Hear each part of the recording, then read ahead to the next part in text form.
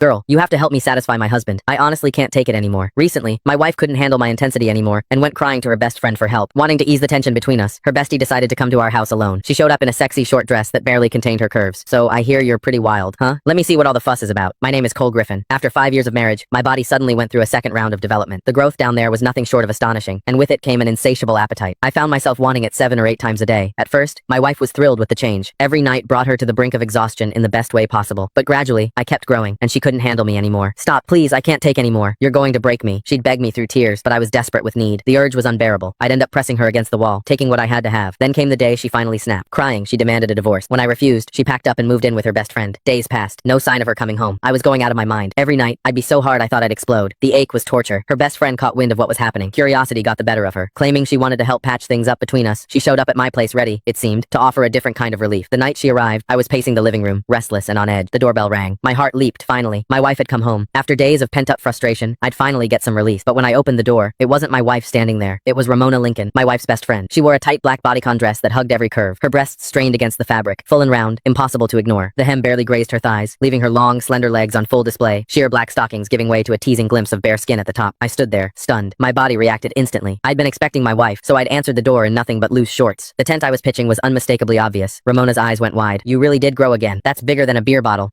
Truth was, Ramona was a woman with unmet needs herself. She was beautiful. Anyone could see that. But she'd married a rich old man. According to my wife, he'd burned through his prime too hard and too fast. Now his body had given out, and he couldn't satisfy her at all. These days, she apparently spent good money on male escorts to fill the void. I motioned her inside. She settled onto the couch, crossing her legs slowly, showing off those red bottom heels, making damn sure I noticed. So what brings you here, Ramona? I asked, grabbing a glass of water and handing it to her. Where's Rachel? She took a sip, then fixed me with a look. You're the reason. You're like a bull on steroids. Rachel's too scared to come home. I'm here to talk some sense into you. You can't keep going at her like that. She's delicate, for God's sake. No woman could handle a brute like you going full force. As she spoke, her chest rose and fell with each word. Those two magnificent breasts moved hypnotically beneath the thin fabric bigger than my wife's, fuller, and I couldn't tear my eyes away. My pulse hammered in my ears. God, I wanted to touch them. I sighed, settling into the chair across from her. It's not that I'm trying to be rough. It's this second development I can't control it. The urge hits me like a freight train. If I don't, at least once a day, the ache is unbearable. Ramona's eyes sparkled with curiosity.